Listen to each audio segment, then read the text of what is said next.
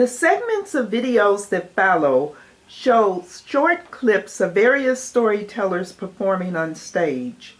They're all members of ASE, Chicago Association of Black Storytellers.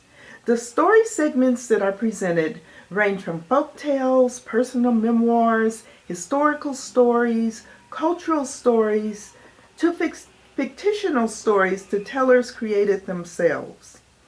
After viewing the videos, if you would like to find out more about our organization or even our individual tellers, then please visit our website at www.aseblackstorytellers.org or find us on Facebook.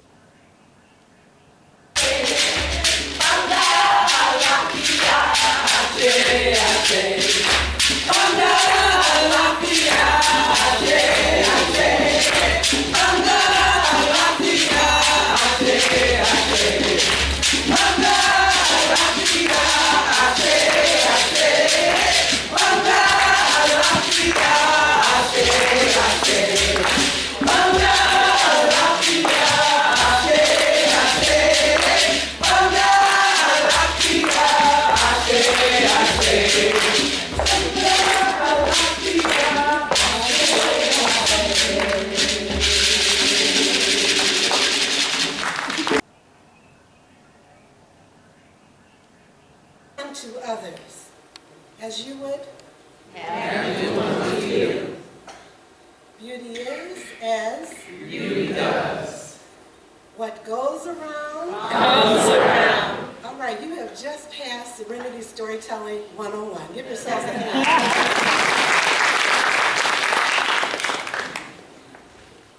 Folktales, they have a way of making the truth plain and simple to understand about life's circumstances.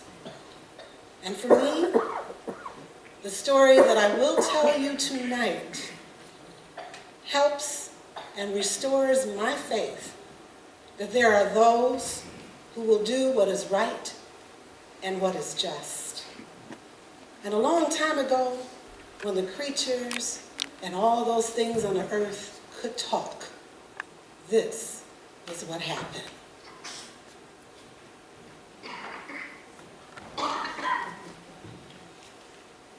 No one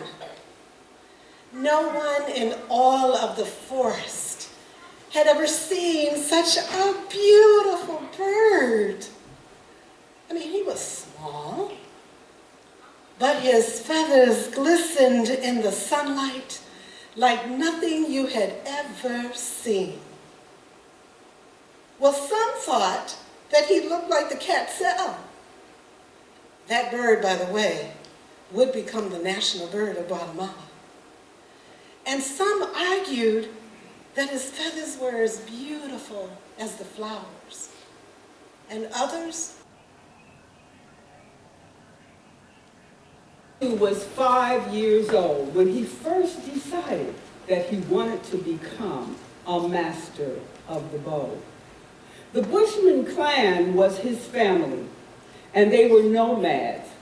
As they traveled to Angola and Zimbabwe in South Africa, he learned to gather branches that would make the finest bows and arrows. Even today, collectors like to add the exquisite bow of the Bushman to their collection. When he was 7, he knew that he only had a couple of years to wait before he would be able to hunt. It was the custom, and he could hardly wait. Baba, I promise you, I will do my best. This is something I can do. And so his father helped him make his first bow and arrow, and he went on his first hunt. While he was on the hunt, his sister Amina was born. Little did he know that as soon as she could walk, she would become his shadow. The Bushman clan, there were 20 to 25 people in each clan. And once a year, all of the clans that were in the area would come to a place called KwaZulu-Natal, which was the home of the famous Zulu nation. You know, there are a lot of stories about kings. Some of them are very wise, and some of them aren't. This is about one who isn't. The king had everything that money could buy except one thing, a wife. And he had such a busy job, he decided to put away his kingly duties, set it all aside so he could devote his life to finding a bride. Now, when he saw her, oh, he fell in love right away. She said, excuse me, I need to get to know you. And so he spent weeks, which turned into months, courting that young lady. And she fell in love with him. At the wedding, everyone agreed they were the most beautiful couple. She was gorgeous. She had smooth chocolate skin. She had eyes that were bright and shiny, and she had a laugh. When she laughed, anyone around would laugh with her. You know that kind of person, right? Some of you are that kind of person. Money could buy. And he hired servants and maids to take care of her 24/7. And once she was all settled, he went back to his work of running the kingdom. It's a big job to run a kingdom, you know. You know. Now, at first, she was happy.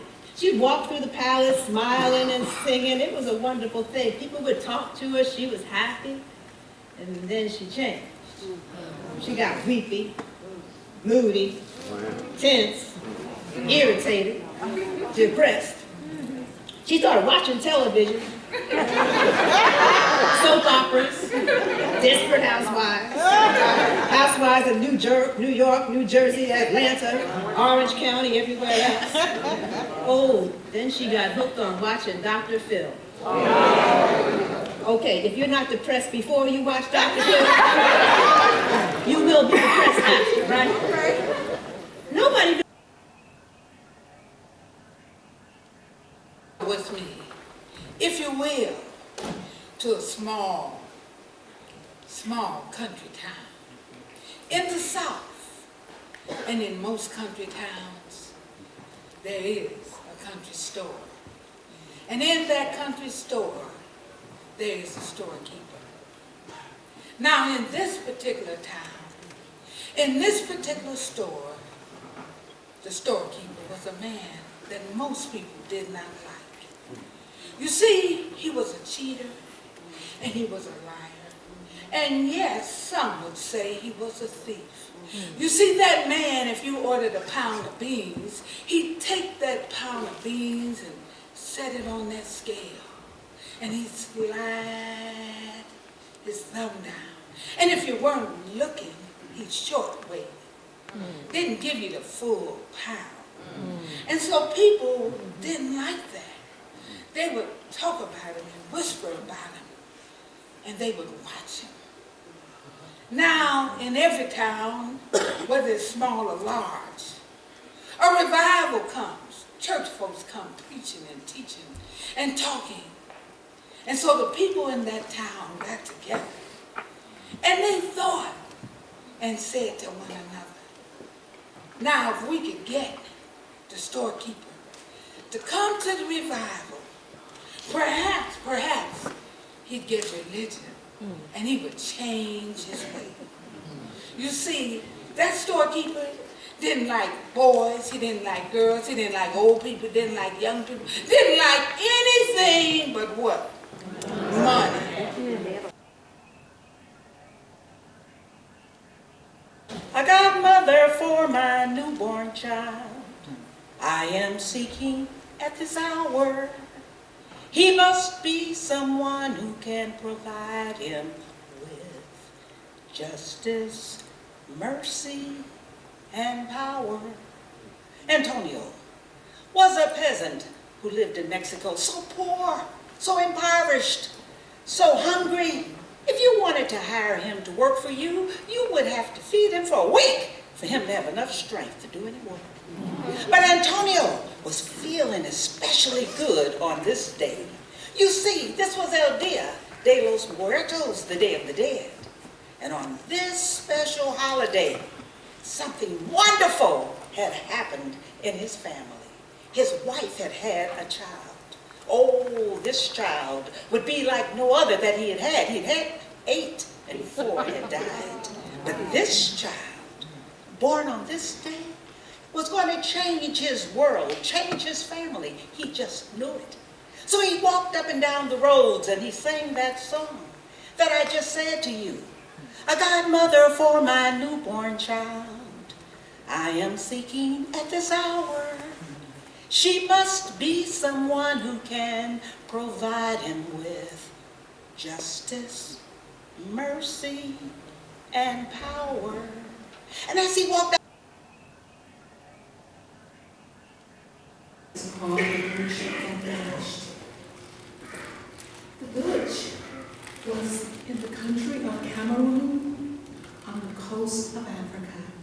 There are people there who speak the language Yo, and this was about the village of Yo.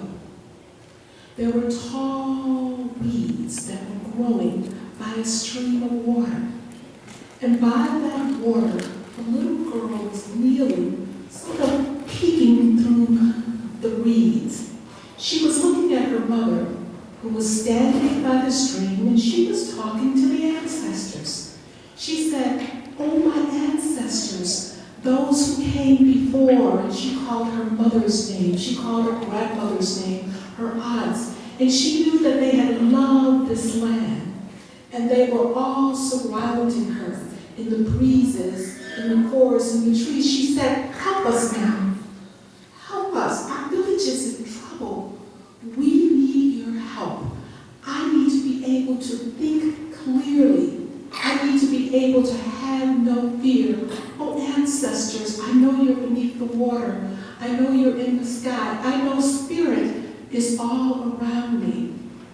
Little Abigail tried to hear, but sometimes her mother's voice got so soft she couldn't hear. And then her mother picked some flowers, threw them into the stream, and started back toward the village. As were her habit when mother was in serious thought, Abigail would walk right behind her. If mother stepped to the right, Abigail would step to the right. If mother went to the left, she stepped to the left. They were walking, and she knew why she was so quiet. She had heard the stories of the invaders who were coming. The people who would trap, the people who would take people away, they'd go away.